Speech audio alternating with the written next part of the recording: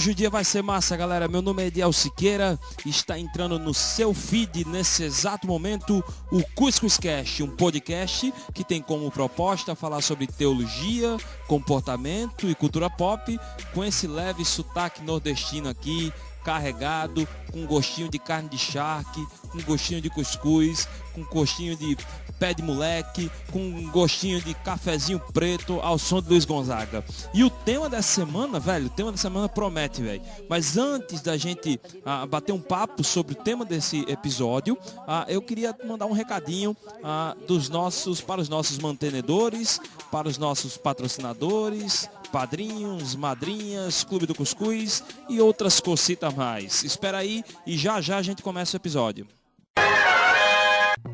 Você já pensou em ajudar um podcast que você tá curtindo, um podcast que você está valorizando a ser melhor ainda do que você já acha? Pois é, chegou a hora de você ser padrinho ou madrinha do Cuscuzcast. A gente sabe do momento que a gente está passando, mas também a gente passou por uma reformulação para quem tem o desejo de nos ajudar de alguma forma. Então, a partir de R$1, meu velho, a partir de R$1 você já pode ser mantenedor, sendo padrinho ou madrinha do Cuscuzcast. E ainda pode ser, dependendo do valor que você contribuir, pode vir a participar de um clube seleto chamado Clube do Cuscuz. É o clube que é uma espécie de curadoria, com espaço de desconto, com espaço de discussões, com um bate-papo, sei lá, um bocado de coisa numa só.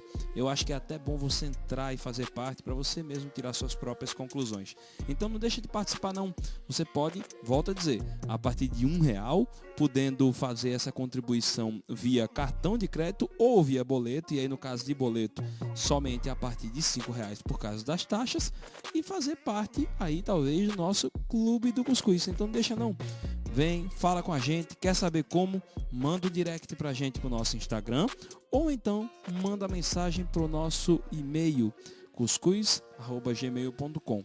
Instagram Cuscuzcast, e-mail cuscuzcast@gmail.com. Tá certo? Vamos embora, vamos para esse programa, porque senão o Júnior vai tirar meu couro e vai dizer que eu tô demorando demais. Tchau, tchau. Bem, pessoal, quero agradecer, em primeiro lugar, para esse episódio número 61, onde a gente vem falar sobre um tema que é importantíssimo. A gente vai falar sobre essa relação de submissão, machismo, né? Como é que isso se dá dentro do ambiente eclesiástico, dentro do ambiente da igreja, né? Da comunidade de fé.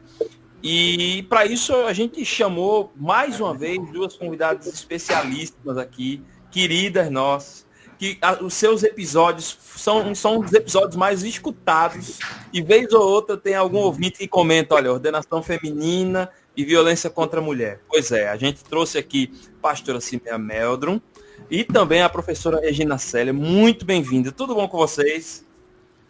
Tudo bem, Diel, tudo bem, pastora Simeia, tudo bem a todas e a todos, graças a Deus, estamos aqui. Para mim é um privilégio, é um prazer estar aqui com vocês, é um prazer estar com você, Ediel, e principalmente com a professora Regina. Olha aí. É de hoje que ela profetiza, viu? É de hoje que ela profetizou. Mas eu sempre estou errando ou acertando, chamando a professora de pastora. Não, mas eu me preparando para esse episódio, eu também mencionei a professora Regina Célia como pastor em alguns momentos. Olha aí, mas, como eu entendo que a gente entende que o cristão ele é voz profética, então, né? A gente é voz profética contra a desigualdade, né? E a gente vem falar sobre isso. Gente, olha, eu queria até lembrar para o pessoal, quem ainda não ouviu o episódio sobre ordenação feminina, vai lá no feed, episódio número 24, com a pastora Simeia Meldrum. E o outro episódio é logo depois, é o episódio número 25, com a professora Regina Célia, falando sobre esse problema que, sinceramente, eu não queria nem mais estar falando sobre isso, que eu queria que acabasse, que é esse problema da violência contra a mulher. né? Mas vamos lá, vamos iniciar aqui essa questão no que diz respeito à submissão. Existem bases bíblicas para a submissão e quais seriam? Olha, eu começo, né? Então, sim, a mulher, a Bíblia fala que ela deve ser submissa ao marido, né? E todos os cristãos, a gente precisa entender que são chamados para se submeterem uns aos outros. Então, a submissão, ela significa respeitar a autoridade e os desejos dos outros. Mas a submissão nem sempre significa obediência. Então, a Bíblia diz que a mulher deve ser submissa, mas primeiro é preciso entender o que é verdadeiramente a submissão. A submissão é uma regra para todos os cristãos. Todos devem se submeter à autoridade suprema de Deus, que está lá em Tiago 4:7. E essa autoridade de Deus está acima de qualquer outra autoridade. Devemos sempre obedecer a Deus. Além da submissão a Deus, a Bíblia fala sobre a submissão entre todos. Lá em Efésios 5:21. A submissão aqui significa viver pensando no bem dos outros, largando o egoísmo em vez de cuidar somente de si. Da crente deve se preocupar com os seus irmãos.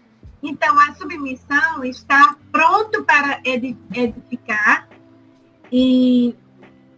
ou rejeitar os seus próprios desejos, se isso for melhor para a outra pessoa. Então, num casamento, a mulher sempre ela tem essa tendência de pensar no lar, de pensar no bem-estar de todos, de proteger aquele ambiente de crescimento, de descanso. Ela se preocupa, sim, com a felicidade do seu lar. Então, a submissão, ela é realmente estar submissa à missão do outro. E isso é um papel de todo cristão. Né? A gente precisa pensar primeiro no outro, não pensar primeiro em si. Então, bom, se eu for falar, eu vou falar a noite toda. Eu tava justamente pensando nessa questão, pastora, e eu acredito que toda essa questão da submissão se resume no exemplo de Cristo, né? No exemplo de Cristo que se submeteu à ordem, à vontade do Pai. Para mim é tão significativo o momento em que Jesus, né, ele pede para afastar aquele cálice, né? Ele pede para afastar aquele momento. Esse começa aí. Eu acredito que a partir desse momento, não me lembro muito de outro, mas pelo que eu quero dizer, um dos mais fortes, humanamente falando, de Jesus. É quando a gente verifica o Jesus que, nesse momento, ele vai se tornar o puro humano, né? O puro humano. Eu não sei se vocês estão conseguindo compreender como um processo, né? Que ele vem e desde que o Senhor, a passagem de Jesus aqui na Terra, parece que vai havendo assim, um estágio para sair, ele sair da condição, né, do Filho de Deus para a condição do humano mesmo. E quando chega nesse momento que antecede a crucificação, ele pede oração. É tão interessante Jesus pedindo oração. Veja que coisa interessante, ele pede aos discípulos que orem por ele. Esse é o momento, né, dessa humildade, dessa submissão, né, crendo na oração, crendo nas orações dos discípulos, não para evitar, mas para que ele tenha força de suportar o que estava por vir, né? E depois, quando ele vai, né, que ele está lá conversando com o Pai, ele está no momento de pura súplica humana. E nesse momento ele chega a dizer, não é? Afasta de mim este cálice. Eu não sei quanto tempo, não é? Quanto tempo teve entre afastar de mim esse cálice mas que não seja feita a minha, mas a tua vontade. Eu não sei quanto tempo foi, né? Porque no momento que ele pediu para que afastasse o cálice, né? Para que ele não pudesse passar por aquilo que ele já sabia que tinha que passar, eu acredito que houve um momento de choro, né? A palavra de Deus diz que ele chorou, e ele chorou sangue, né? Aquela força, aquele momento, né? E aí o que acontece? Ele depois vai, e é como se ele disse assim, olha, mas não seja feita a minha, mas a tua vontade. Essa submissão de estar totalmente na dependência da autoridade de Deus, né? É claro que essa submissão é muito diferente de uma mulher em situação de violência, que ela deve estar totalmente submissa à autoridade da violência. Veja que diferença é, né? A submissão que a Bíblia fala é uma submissão na relação com o Senhor, é uma relação de entrega e de confiança à autoridade de Deus sobre nossas vidas, e que Ele tem um plano melhor, e que Ele tem uma visão melhor. Claro que não se aplica a ideia de submissão de uma mulher se entregar de forma submissa à autoridade da violência. Faça de mim o que você quiser. É claro que não está nesse sentido, não é? Uhum. E é uma dificuldade muito grande de algumas autoridades de tecer essa consideração de uma forma minuciosa, para que seja convencido não a mente, mas o espírito sobre o que é a submissão no traço, né, da palavra de Deus e da sua vontade. Eu acho até que isso reafirma a nossa responsabilidade como homens de amar a esposa como Cristo ama a igreja. Exatamente. É uma relação de submissão que liberta. Não a que aprisiona, né? Exatamente. Então, quando o homem, né, se submete também à vontade do Pai de amar a mulher como Cristo amou a igreja, de dar a vida à mulher como Cristo deu à igreja, de que aquele que dá a vida, aquele que cuida, que honra a sua mulher, está honrando e cuidando do seu próprio corpo, porque quem é que faria a automutilação? Quem é que desgraçaria a sua própria vida amando ela mesma? Entende? Então, é nessa perspectiva. E como é difícil das nossas autoridades tirar as pessoas da mentalidade humana, terrena, e elevar a mentalidade e a vontade de Cristo, divina de Cristo. É isso mesmo. Professora e Ediel, uma coisa que eu acho que toca muito meu coração é que essa submissão, ela pode ser a resposta, ou seja, o antídoto, a contracultura dessa violência que vivemos hoje. Porque existem alguns fatos na Bíblia que estão muito claros sobre a submissão. Um deles é a primeira que a professora já mencionou, que é quando Jesus deixa toda a glória no céu e desce e assume a forma humana. Ele se submete a ser um ser humano e nascer da forma mais humilde que um ser humano pode nascer, num lugar totalmente sem estrutura, sem condições. Ele se identifica com essas pessoas. Depois, Jesus passa o seu ministério público a ser um servo, o servo que veio para servir as pessoas. Depois, ele, na sua última ceia, essa palavra tem tocado muito meu coração ultimamente, que é quando Jesus tira aquela capa e se enrola com uma toalha, pega uma bacia, passa a lavar os pés dos discípulos, e depois ele diz: vocês viram o que eu fiz, então vão e façam você também. Então, a Bíblia, ela é o manual, para mim, é o manual de como se submeter uns aos outros. E aqui em 1 Pedro 2, 13 e 14, diz assim: por causa do Senhor, sujeitem-se a toda a autoridade constituída entre os homens, sejam ao rei como autoridade suprema, sejam os governantes como por ele enviados para punir os que praticam mal e honrar os que praticam bem. Bem, a palavra de Deus é um manual de submissão, de confiança, de que essa submissão ela tem um poder tremendo de depois, né, de acabar, de desinstalar toda essa violência. E é como Ediel falou, né, que o marido ele se sente constrangido, né, em amar, né, em amar, porque a mulher também ela está se submetendo.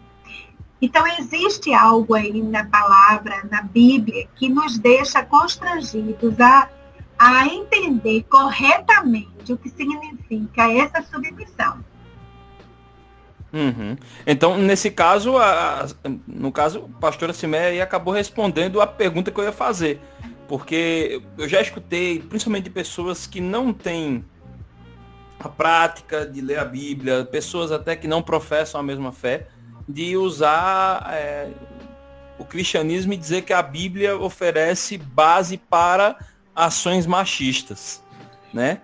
Que ser crente, que ser cristão é a mulher obedecer tudo do marido, né? E aí eu acho que a gente pode encarar isso como uma questão hermenêutica. Como uma questão, eu acho que de ignorância, né, da palavra de Deus. Quando você lê a palavra, quando você mergulha na palavra, você não vai encontrar essa hermenêutica machista. Não é? Verdade. Você não vai encontrar base. Agora, a não ser que você esteja usando a palavra como um pretexto. Não é? O texto sem o contexto é um pretexto, né? Então, isso é muito, muito importante que a gente se aproprie do que a palavra está dizendo, que a Bíblia ela tem textos informativos, não é? E tem textos que são princípios, né? Então, os princípios e as informações, elas andam ali juntas. Quando você estuda, você vai identificar. Principalmente se você está discernindo espiritualmente, porque as coisas espirituais se discernem espiritualmente. O que é importante, né, sobre essa questão, eu estava agora falando com o grupo e falando sobre as ordenações filipinas, que é um dos primeiros ordenamentos jurídicos, né, que tem aqui no Brasil sobre a questão da violência. E é interessante porque esse ordenamento, ele diz o seguinte, pelas ordenações filipinas, a mulher é tida por incapaz para praticar os atos da vida civil devido à sua fraqueza de entendimento. Veja, se fosse casada, a incapacidade era suprida pelo marido, seu representante legal. Aí diz, artigo 219 do Código Civil de 1916. Aí diz aqui, possibilidade do marido anular o casamento, constatando que sua mulher fora deflorada anteriormente. Código Penal de 1940, utilizou a expressão mulher honesta, aquela cuja conduta moral fosse considerada irrepreensível. E o Código Penal de 1940 continua dizendo, previa a possibilidade de o estuprador ter sua punibilidade extinta se viesse a casar com a vítima. Isso era chamado de reparação do dano aos costumes. A parte criminal das ordenações filipinas previa que eram isentos de pena aqueles que ferissem as mulheres com pau ou pedra, bem como aqueles que castigassem suas mulheres desde que moderadamente. Os homens tinham também o direito de matar suas mulheres quando encontradas em adultério, sendo desnecessária prova austera. Bastava que houvesse rumores públicos. E é interessante esse ordenamento, porque esse ordenamento foi aquele que abriu margem para a leitura jurídica de crime em defesa legítima da honra. Então, matar uma mulher era um crime em defesa legítima da honra. E também matar ou ferir ou violentar uma mulher era um crime, não é? De violentar no sentido de ferir uma mulher, deixar algum tipo de sequela, era um crime de menor potencial ofensivo. E quando era assassinada, a mulher assassinada, era um crime em defesa legítima da honra. Vocês devem lembrar que quando eu li, ali diz que os homens não eram punidos caso batessem nas mulheres com pau ou pedra. Gente, isso é de 1940, 1916, 1940. Na época de Jesus, ele não permite que os homens apedrejem a mulher, que foi encontrada como? Em ato de adultério, diz a palavra. Veja o que é a distorção e a tentativa, na verdade não foi nem a tentativa, foi a afronta do homem subverter a ordem de Jesus, não é? Um mandamento ali bíblico, não é? Mas que chega numa ordenação jurídica dizendo que se o homem batesse na mulher com pau e pedra, não era punido. Como também não seria punido caso ele matasse a mulher por desconfiança de adultério. Veja o quanto isso está distante. Aí as pessoas que não fazem essa leitura, não é, do ordenamento e não vão para o texto bíblico, elas não entendem por quê. Essa questão do pau e de pedra e de matar a mulher não é bíblico. Não tem respaldo nenhum da Bíblia. Nenhuma. E que isso foi uma subversão do mandamento, do amor, da prática genuína de Cristo. Então, quem foi que criou essa lei, abolindo o homem de quando ele batesse com pau ou pedras uma mulher? Quem foi que criou essa lei de isentar o homem de qualquer penalidade caso ele suspeitasse? Era uma suspeita. Quando Jesus, com a mulher que foi pega em ato de adultério, não permite que aquela mulher fosse apedrejada. Consegue compreender? Aí as pessoas querem, as pessoas não têm essa leitura, não fazem um estudo bíblico, que a gente sabe que tem várias versões. E o que eu fico impressionada é que você, uma pessoa que, sei lá, não tem muita vontade de ler, não quer ler, que está acostumada a ouvir e reproduzir o que ouviu, sem investigar fatos, tudo bem. Mas quando você está numa mesa, numa conferência, como com doutos, ditos doutos, né? Mulheres e homens, doutores ou pós-doutores, e que querem, não é, subverter, trazer uma leitura equivocada da Bíblia e colocar, desculpa a expressão, de goela abaixo, né, para impressionar plateias, não é? Plateias que não têm aproximação da leitura. E aí, às vezes, é uma ou dois cristãos aguerridos, porque nem todo mundo quer entrar numa seara dessa, né? Porque é de parar a conferência para a gente trabalhar. Não querem parar, quer dizer, engolem aquilo ali, ficam calados quando sabem que a condução está sendo totalmente errada, equivocada, danosa, maliciosa, pérfida, e que nós não deveríamos aceitar.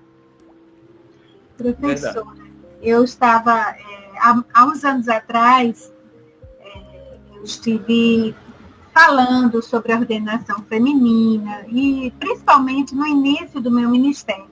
E uma das coisas eu gostava de pesquisar, e uma das coisas que eu fiquei impressionada foi com os antigos filósofos, né, como Aristóteles. Aristóteles disse que a natureza, Aristóteles, né, ele disse que a natureza só faz mulheres quando não pode fazer homem. E a mulher é, portanto, um homem inferior. Olhe, isso antes de Cristo, né? E depois Aristóteles também disse, a mulher é um homem completo, um homem castrado. Quer dizer, quando eu venho de uma cultura que vê a mulher com base, às vezes a pessoa nem sabe de onde vieram os conceitos mais antigos sobre as mulheres, mas ela já tem nela mesma essa visão. E quando a gente lê a Bíblia e se despoja de todos os preconceitos e começa a ler a Bíblia com o coração, com o entendimento espiritual, a gente vai aprender a discernir o que é a autoridade, o que é a submissão, o que é o amor, que engloba toda essa mutualidade. Não é? Então, aí sim, aí a gente começa a ver como a Bíblia ela é lâmpada para os nossos pés, ela é luz para o nosso caminho, ela tira todas as trevas dos nossos conceitos e se forma a comunidade de amor. Né, formada de homens e mulheres, e que a gente vê que isso a relação, é quando a expressão da criação, ela pode ser vista. E Deus criou homem e mulher, a sua imagem os criou. Quer dizer, a imagem de um relacionamento da Trindade. Né? Não existe um cristão, existe uma comunidade, existe uma relação. Aí é quando se expressa, se manifesta a Trindade, a relação de submissão dentro da Trindade. Então, é lindo isso. Não é verdade. A igreja precisa transmitir isso. Nós precisamos estar expressando essa relação, né? Essa relação de amor e submissão. Dois lados de uma moeda, da mesma moeda. É verdade. Eu até fiz essa pergunta porque, por exemplo, eu já irmãos de outras realidades de vida, vamos dizer assim, cristã, já questionaram algumas questões, alguns fatos do comportamento meu com a minha esposa. E já vi isso acontecer também com meus pais. E aí, não, por que ela age assim, né? Não é muito comum, né? Para a realidade deles. E aí quando a gente fala, não, é porque a cultura é costume da nossa igreja. E eu acho que fica muito complicado quando você coloca esse problema do costume. A gente encontra, por exemplo, pessoas que elas não falam com a palavra que a gente falou aqui, de que a Bíblia dá respaldo para o machismo. Né? Claro que quem vai falar isso é quem vem de uma realidade, por exemplo, a professora Regina Célia falou de uma realidade acadêmica. É mais provável isso acontecer na realidade acadêmica. Mas a gente vê silenciosamente muitos irmãos nossos pensando dessa forma e nem entendem que estão pensando dessa forma. Né? Certa vez tem um grande amigo meu que é até padrinho da gente de casamento. Ele contou a história que foi padrinho de casamento de uma amiga dele.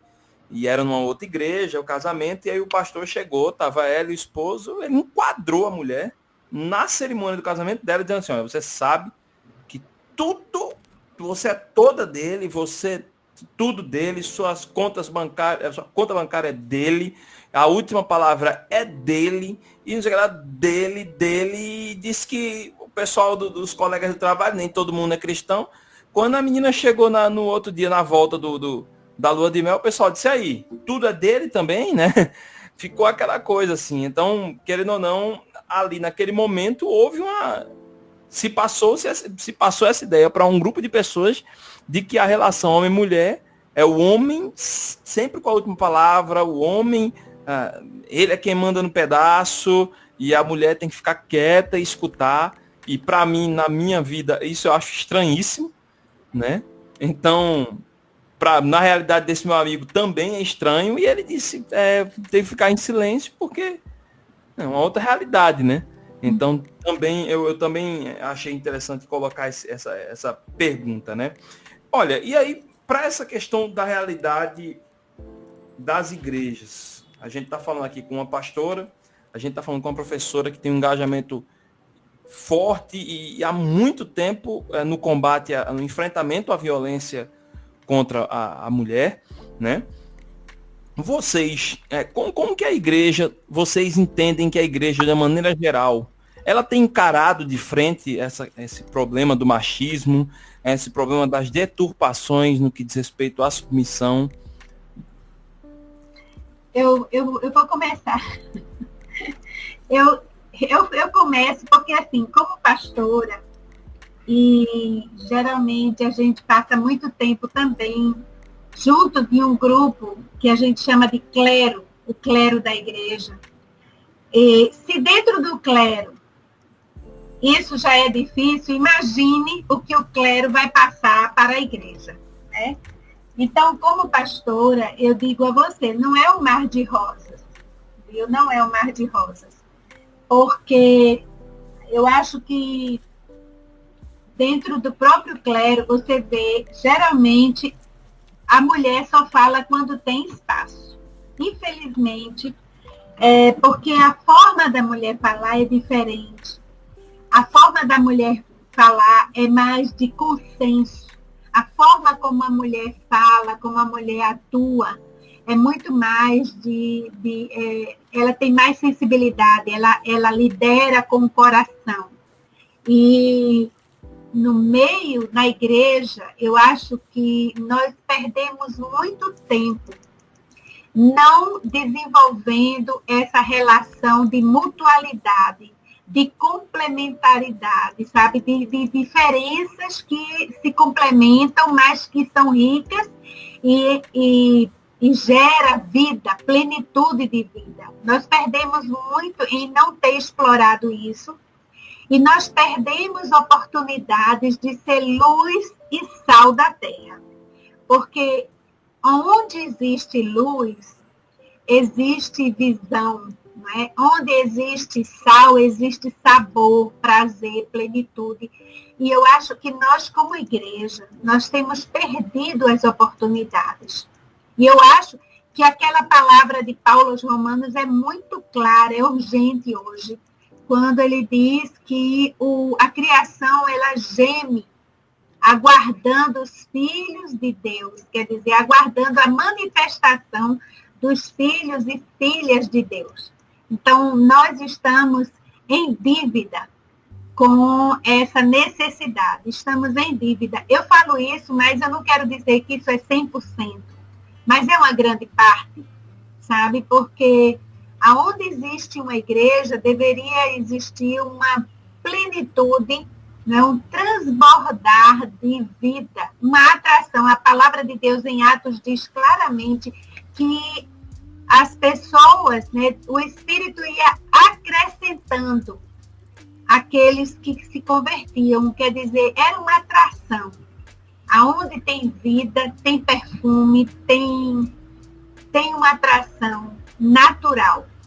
Né? Então, eu acho que nós devemos isso à humanidade.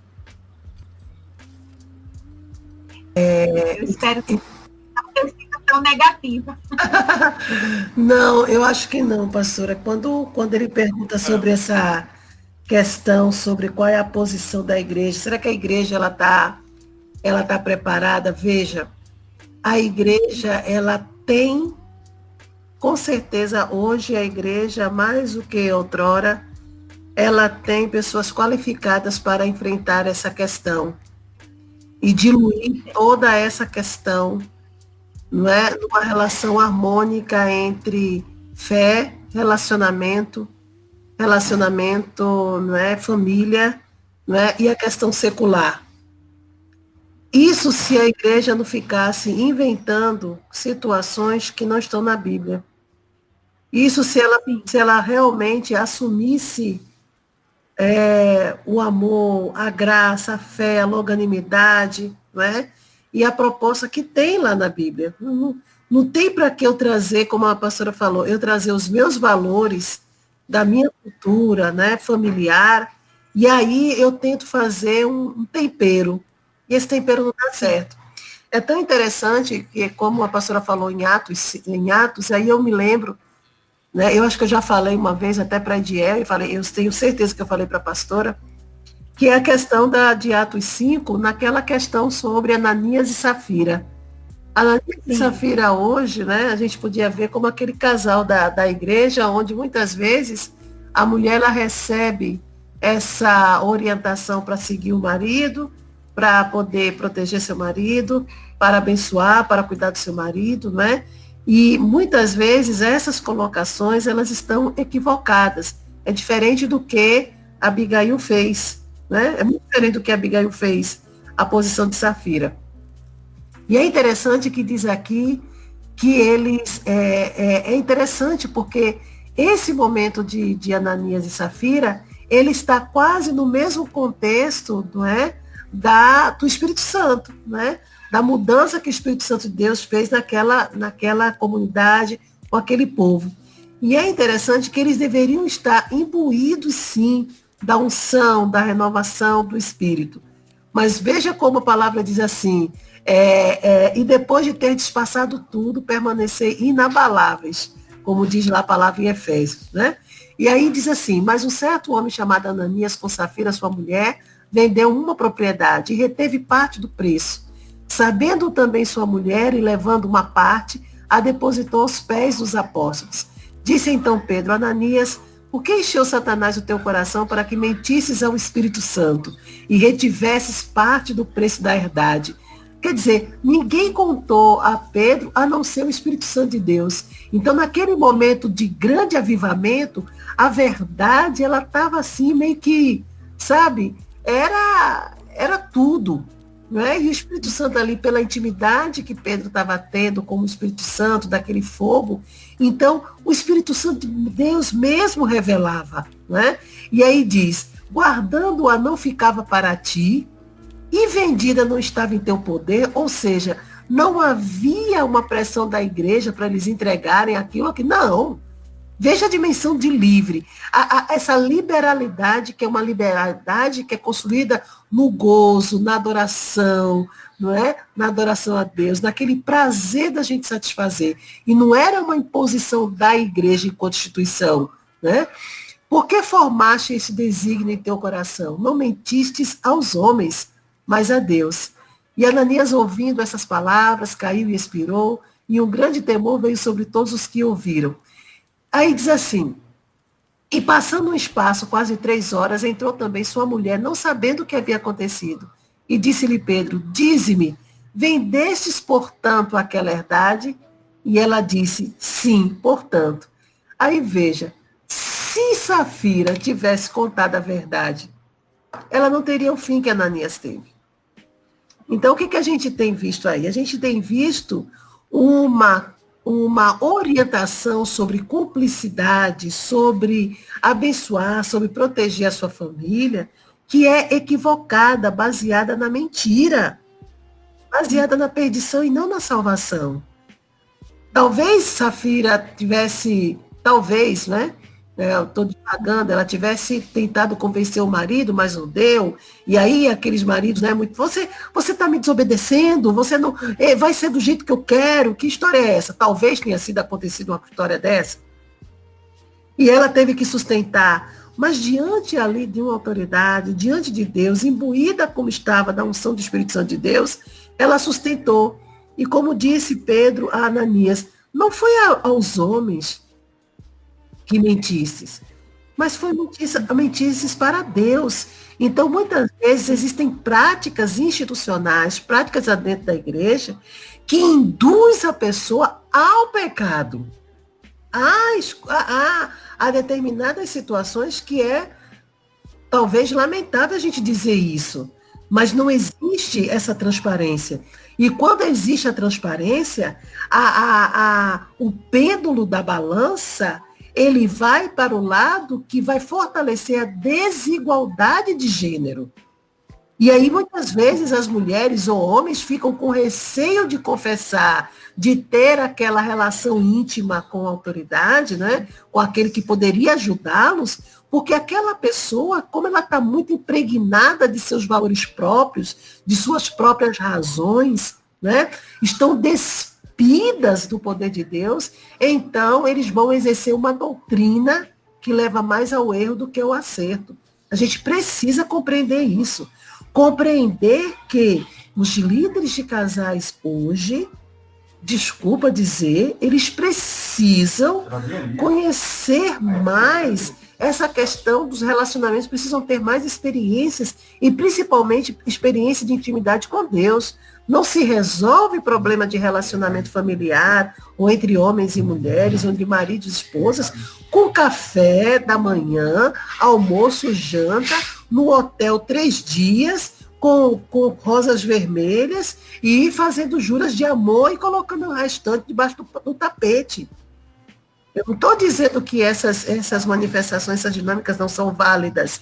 Eu estou dizendo que elas são adornos e estão trocando adornos por aquilo que é realmente essencial. E o essencial é a verdade. O essencial é a compaixão. O essencial é a tolerância com o casal. É o líder de casal não ouvir aquilo como um instrumento para julgar ou para, como é que se diz, juntar aquelas informações do casal, daquela família, para poder ter conteúdo no culto do domingo. Não existe isso. Não existe isso. Mas, infelizmente, é o que a gente vê. Houve as dificuldades dos casais e depois, quando a gente vai ouvir o culto é todo direcionado para aquilo que foi ouvido. A gente vê que Deus não está ali. A gente vê que é uma manobra, infelizmente, de uma astuta cilada de Satanás. E as pessoas, ao invés de sair livres, saem com o jugo da culpa. Sai com o jugo de não deveria ter contado, não deveria ter dito. Aí depois fica um e o outro se julgando, os irmãos olhando para aquele casal, para aquela família de esguelha, porque não houve uma forma cristã, no sentido da identidade de Cristo, de lidar com o problema. Quando aquela mulher ouviu de Jesus, né? Que diz assim, olha, ela disse que a pessoa que ela estava não era dela, né? Não era o marido dela. E ele disse, nem o que você está é teu. Aquela mulher não saiu com peso. Veja, parece uma coisa dura que Jesus falou. Mas Jesus falou de uma forma que aquela mulher, ela se rendeu àquela palavra da verdade, não se ressentiu contra Cristo. E se libertou daquela condição que ela estava. Mas ali Jesus não trabalhou com ela julgando aquela mulher, mas trazendo a ela a consciência da desvalorização que ela estava vivendo. E que ela não precisava mais viver aquilo. É mesmo. Verdade. Pelo que eu estou entendendo que vocês estão falando aqui, é que parece-me, então, que talvez esteja faltando um pouquinho mais de discipulado, né? De caminhada. Uhum. Né? Isso. Parece que é um problema geral também das nossas igrejas, né? Eu vejo assim também, Adiel, porque eu acho que a igreja, ela tem praticado uma vida comunitária muito superficial. E, às vezes, essa superficialidade, ela passa tão rápido. Por exemplo, a professora falando aí dos encontros de casais, eu conheço muitos casais que o encontro piorou a situação em vez de ajudar. Eles fizeram os votos, eles fizeram todo aquele, como a professora falou, o adorno, né?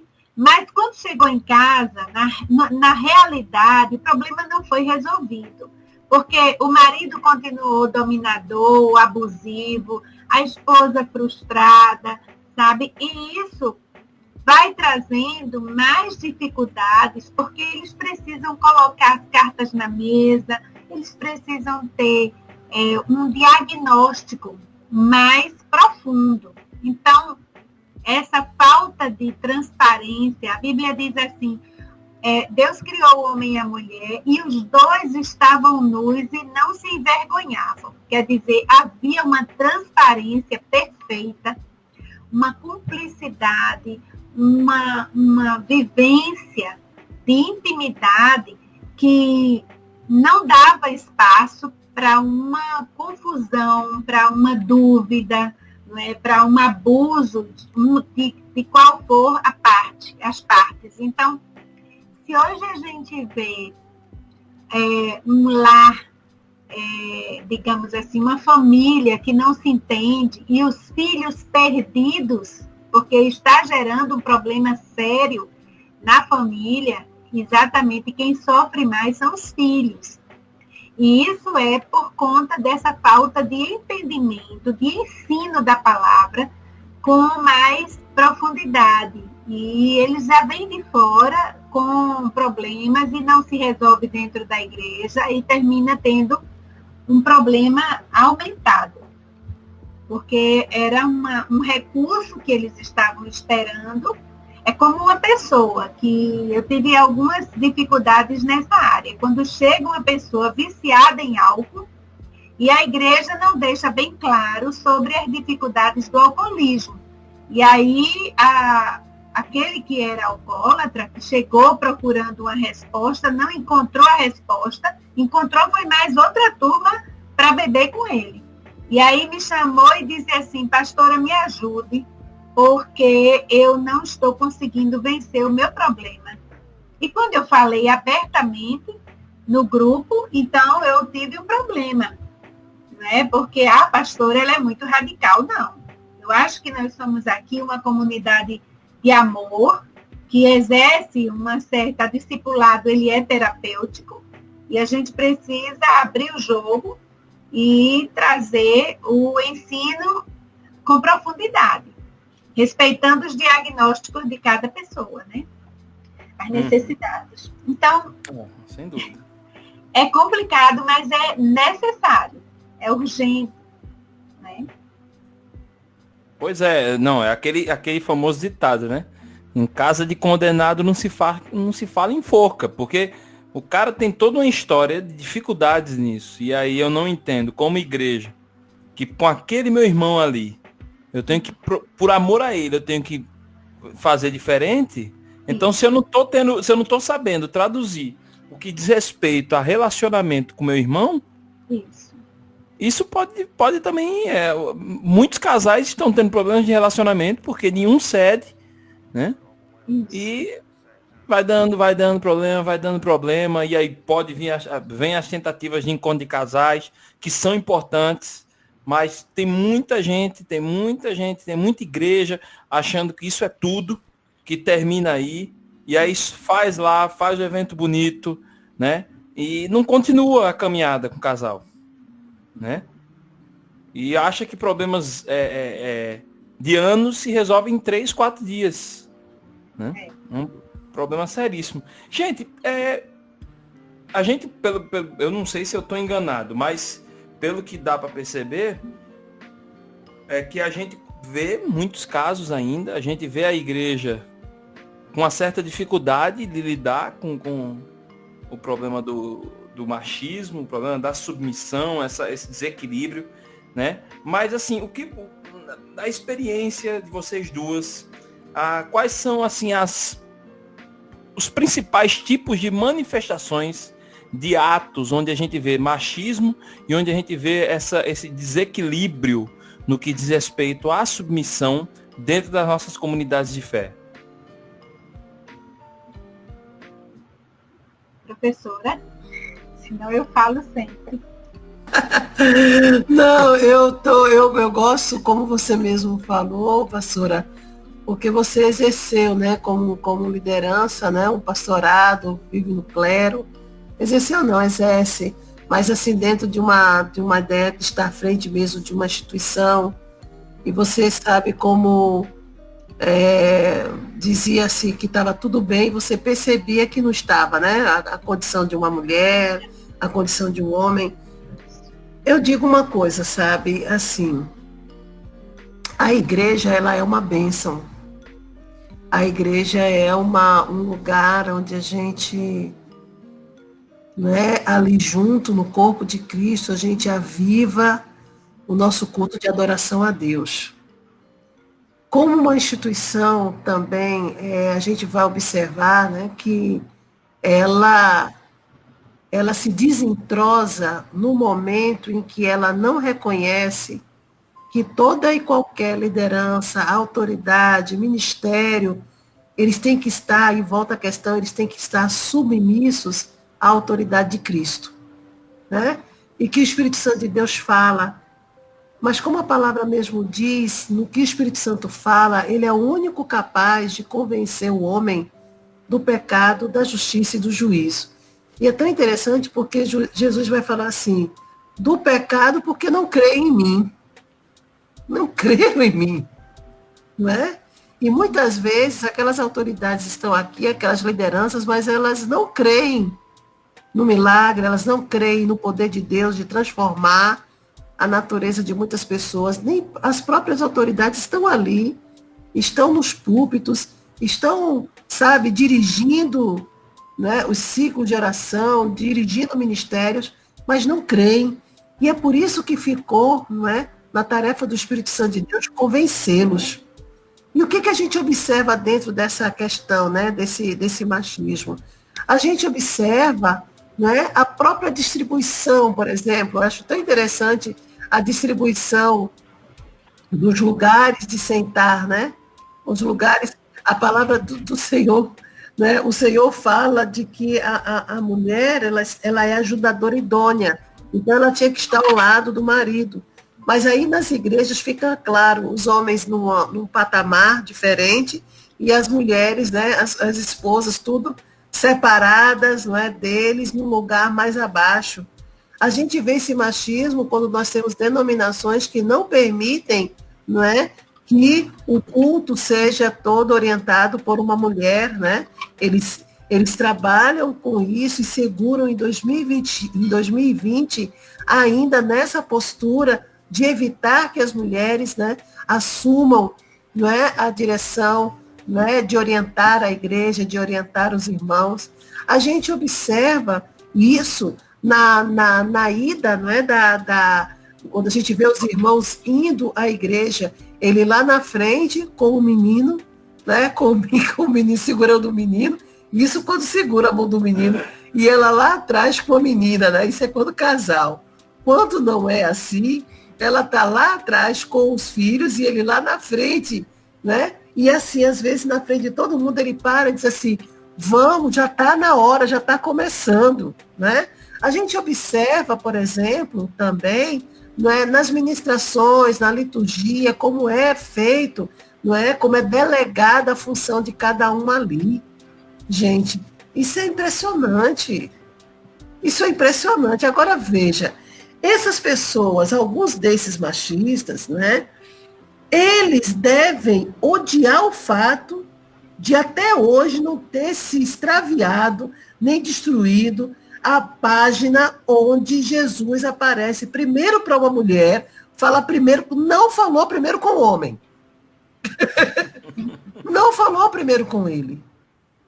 Não falou primeiro com o discípulo, que chegou lá, acompanhou ele, que foi um discípulo que o amava, não é? Ele vai falar, a preocupação toda fica numa mulher, uma mulher que não dormiu aquele dia, até completar o terceiro dia, ela não deve ter dormido aquelas madrugadas todas, ela chega lá primeiro, enquanto eles estão lá na casa, né, conversando, dizendo o que foi que aconteceu, ela foi lá se preocupar. Essa preocupação que a mulher tem da adoração a Jesus, a de saber primeiro o que Jesus tem a dizer, essa sensibilidade a qual a pastora Cimeia falou, uma mulher que não se precipita, eu não estou falando de todas, mas uma mulher que não se precipita a disciplinar. Que história é essa de disciplinar membro, colocando membro do lado de fora da igreja, minha gente? Quando Jesus entrou no inferno e foi resgatar aqueles que estavam lá, que história é essa de fazer uma disciplina, muitas vezes, para matar? E muitas vezes a gente sabe que tem mulheres, líderes, que dizem para o marido, não faça isso, vamos conversar, vamos ajudar. E ele mantém a dureza de coração como o Faraó manteve. Entendeu? Porque era a vontade dele.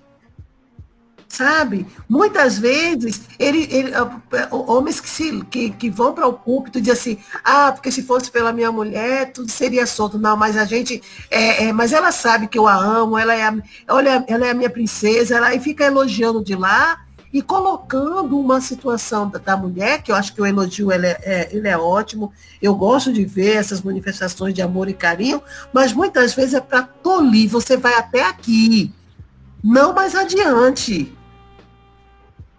E isso é muito preocupante, sabe? Por quê? Porque, infelizmente, entrou na igreja a divisão do sexo, quando, na verdade, deveria estar dentro da igreja a unidade do espírito. Se a unidade do espírito estivesse dentro da igreja, e não a guerra dos sexos que o mundo exalta, nós teríamos uma igreja diferente. Quando a igreja entrar, né, e ela começar a assumir a unidade do Espírito Santo, aí ela vai ver o quão é diferente. Deveria ter sido Mardoqueu e não Esther, porque quem estava mais preocupado com tudo aquilo que ia acontecer com o povo de Israel era Mardoqueu. Mas o sentir Mardoqueu era um homem corajoso, ousado, insistente, persistente, perseverante, que estava lá o tempo todo. Mas aprove o Senhor deixar nas mãos de Esther o grande feito. Coube ao Senhor deixar nas mãos de Esther o grande feito. Isso é importante. Agora, imagine esses homens, como é para eles, é odioso ver essas páginas ali. É odioso eles verem a página do que aconteceu com as filhas de Zelofode.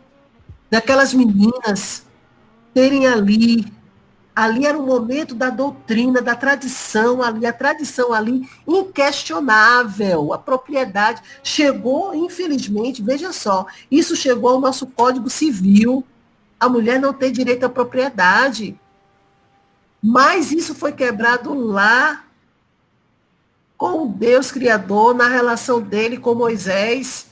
Moisés poderia, quando aquela menina falou com Moisés, que já tinha autoridade de Deus sobre aquele povo, ele ali mesmo ele deliberava, não, você sabe que a tradição é assim, você sabe que isso sempre aconteceu, vai ser do jeito que é a tradição.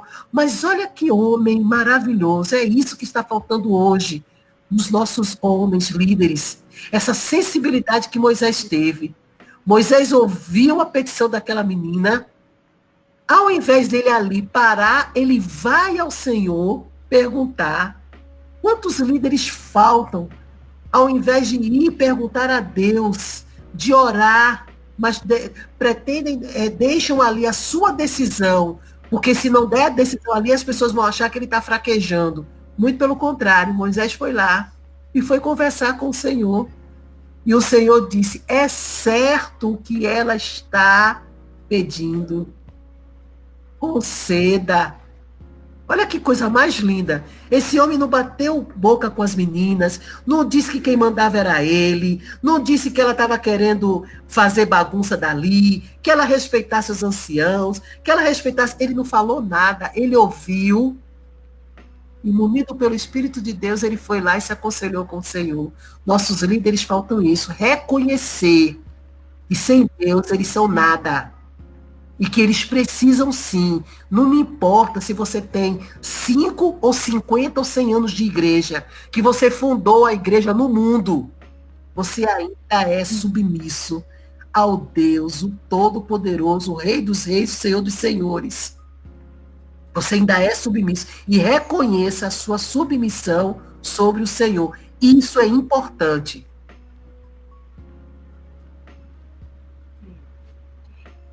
Eu também gostaria de complementar, professor, não sei nem se é complementar, mas enquanto você falava, eu comecei a perceber e a sentir essa relação entre Mardoqueu e Esther, entre Baraque e Débora, que ali como homem de uma cultura reconhecida como uma cultura machista, exato, mas algumas situações como essa, o Espírito Santo, ele atuou de uma forma tão linda que Mardoqueu promoveu Esté e se submeteu a ela, porque ele ficou nas mãos dela, né?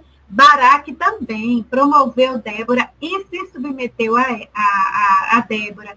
E isso a gente vê em algumas situações hoje. Por exemplo, na minha experiência, eu faço parte de vários grupos de pastores. Tem grupos que eu sou a única mulher. Eu acho tão interessante. E quando a gente começa a interagir, a conversar ou opinar sobre algumas situações, e eu falo, eu não sei se é porque talvez eu seja a mais velha de todos eles, né, de alguns deles, e eles se submetem de uma forma tão linda, sabe? Que eu fico impressionada, mas eles não são da minha denominação. Então, isso faz uma diferença muito grande. Eles se submetem ao que eu falo, eles falam com muito respeito e muito carinho. Então, quando a gente está nesse tipo de conversa, eu vejo assim, a presença de Deus tão forte e como é importante que haja uma busca por essa maturidade, para a gente expressar ali a presença de Deus. Isso pode acontecer e deve acontecer na igreja e ainda mais na família. Por isso que o lar, né, ele é a célula máter da sociedade, ele é a primeira igreja de um cristão, é o seu lar.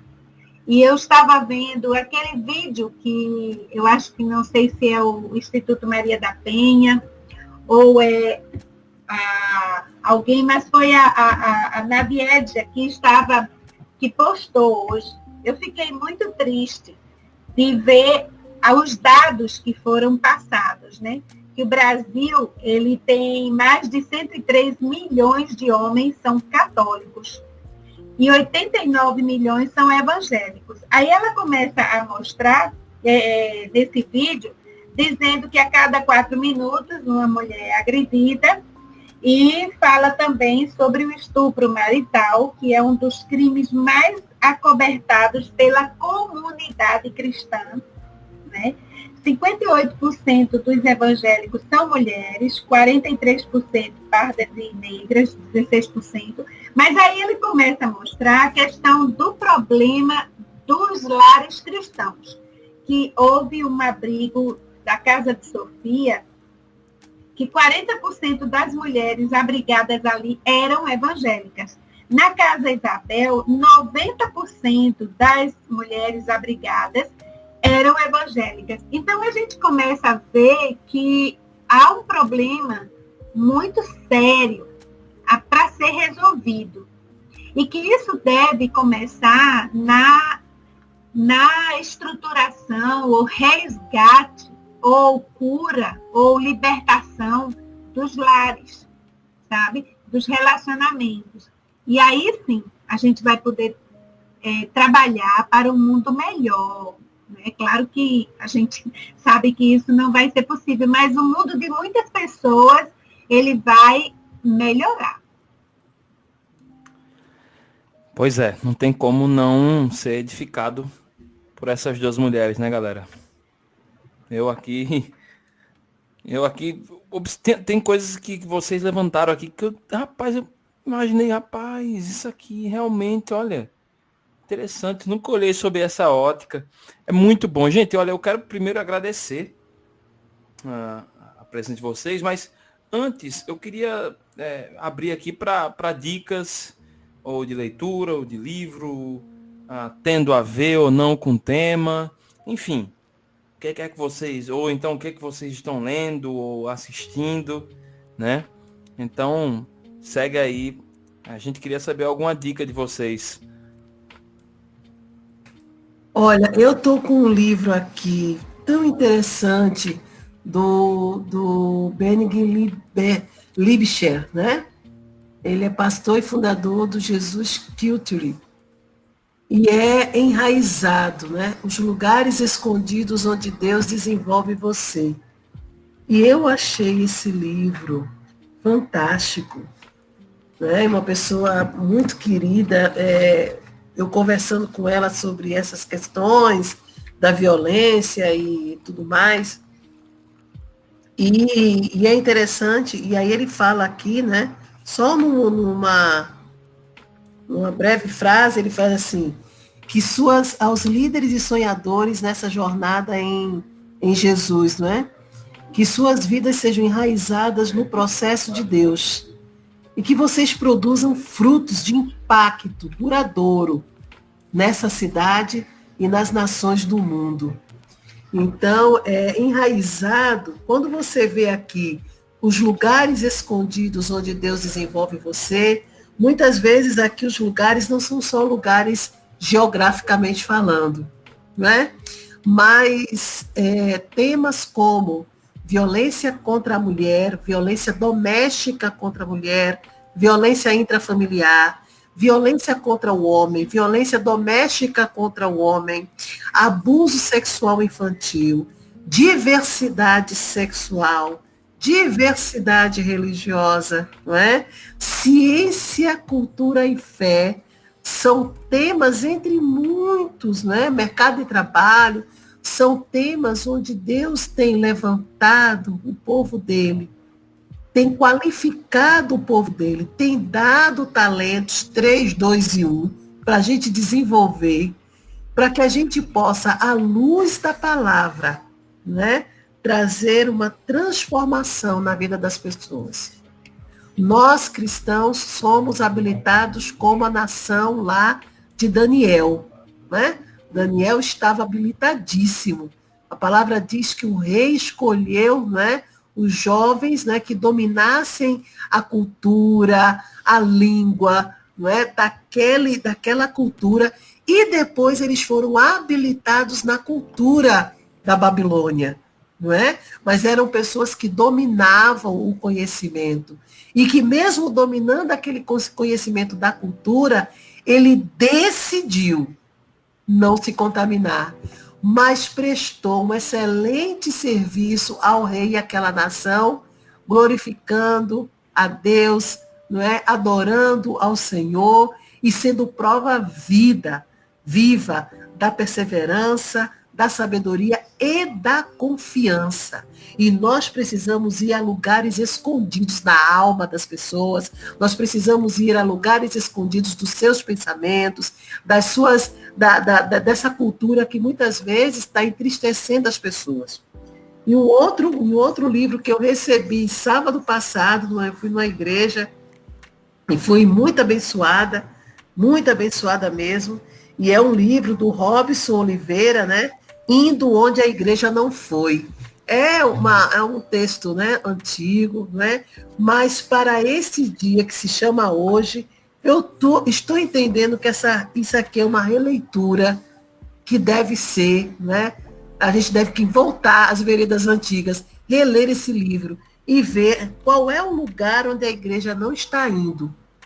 A igreja não está indo aonde, né?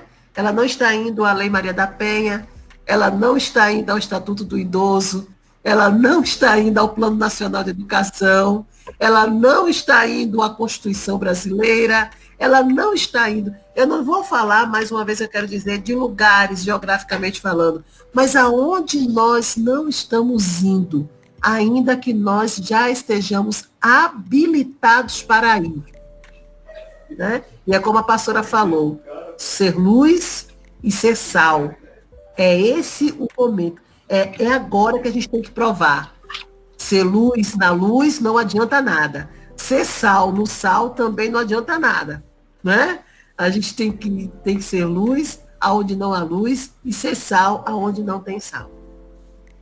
Obrigada. Deus abençoe. Amém. Amém, professora. Eu estava procurando aqui um livro, né, que eu peguei para ler, mas eu estava ouvindo hoje essa semana, uma palavra muito abençoada. E ele diz assim, ele começou com o texto de Gálatas 5, versículo 1, que diz assim: foi para a liberdade que Cristo nos libertou. Portanto, permanecei firmes e não vos sujeiteis outra vez a um jugo de escravidão. Nós vivemos uma sociedade que está muito escravizada a seu ego, ou ao mundo, ou ao pecado. E nós precisamos entender o que é liberdade. Se você pensar o que é liberdade para um pássaro, você vai pensar que a liberdade para um pássaro ele está no seu próprio habitat, né? no ar, voando. Para um peixe, é no mar, é no rio, né? E a liberdade para o ser humano? O que significa essa liberdade? Né? Essa liberdade, ela culmina em plenitude de vida. E o peixe, ele só se sente peixe e livre se ele estiver no lago e no mar. E o pássaro só se sente livre se estiver no ar. E o ser humano só se sente livre quando ele vive para a glória do Pai. Então, se eu vivo para mim mesma, se eu vivo para o mundo, ou se eu vivo para o pecado, aquilo que me aprisiona, significa que eu não sou livre. Então, se eu quero ter essa vida plena no meu lar, na minha igreja, tudo que eu faço deve ser para a glória de Deus. E essa glória de Deus, ela dá frutos, né? E são frutos que permanecem. Então, a minha dica é que a gente possa avaliar qual é o meu objetivo na vida. Qual é a minha motivação? É me autoafirmar? É preencher um vazio? Ou se eu já superei tudo isso, estou vivendo para a glória de Deus? Então, quando a gente vive para a glória de Deus, tem situações que a gente é até maltratada, sabe? Mas não dói mais. Não dói na minha pele, não dói na minha carne, porque eu já estou morta para esse mundo e agora eu vivo para a glória de Deus. E logo mais, é Deus que me protege, é Deus que me defende. E é interessante, porque quando vem o reconhecimento do que eu estou dizendo, da minha forma de pensar, ou daquilo que eu estou defendendo, o reconhecimento me constrange, porque vem com amor, com respeito, com alegria. E eu fico constrangida, porque eu sei que foi Deus quem me defendeu e me protegeu. Foi o que ele fez com a mulher adúltera, foi o que ele fez com as mulheres que estavam possessas de tantos demônios. Ele coroou essas mulheres, ele curou, ele sarou, ele renovou a juventude dessas pessoas. Então, a minha dica é essa, sabe? Nós encontramos, sim, liberdade. Nós somos plenas quando nós vivemos para a glória de Deus. Muito obrigada. Amém. Eu que digo muito obrigado por vocês. Vocês são bênção aqui na vida da gente. Sabe? Muito obrigado mais uma vez pela participação de vocês. Deus abençoe vocês duas. Amém. Né? E quando eu falo aqui que o programa de vocês é um sucesso de audiência, não é conversa. Porque se fosse mentira, eu não teria falado nada. Eu ficava caladinho aqui, não comentaria. Mas de vez em quando, olha, por exemplo, eu estive recentemente com Zilma Lopes. Zilma, de vez em quando, dá entrevista aqui. Aí Zilma disse, olha, aí eu disse pra ela, Zilma, vou gravar programa sobre submissão e machismo. Vou falar com Regina Célia, pastora Cimeia. Ela, meu Deus, coisa boa, vai ser massa. Eu disse, pronto. Então, se liga aí, né? Essa pauta, inclusive, foi sugestão do nosso amigo também daqui da casa, pastor Ivan Rocha, da Igreja Episcopal Carismática. E aí eu disse, Ivan, qual a dica? Ah, tal. Eu disse assim, Ivan, se a gente trouxer a pastora Cimeia, por exemplo, ele disse, massa, cara, leve, olha, excelente. Eu disse, olha, tem professora Regina Célia. Ele disse assim, aí ele foi e disse, bom também, excelente. Então, disse, olha, vai-se embora, cara, mergulha, que eu acho que são pessoas ótimas para falar sobre o assunto, né? E que Deus tem falado muito onde vocês estão, né? Professora Regina Célia tem chegado em locais que a igreja não chegou, né, minha irmã? A gente tá entendendo, sim. A gente vê isso em você, minha irmã. Viu? A gente dá glória a Deus pela tua vida. A gente louva a Deus pela glória a Deus por isso.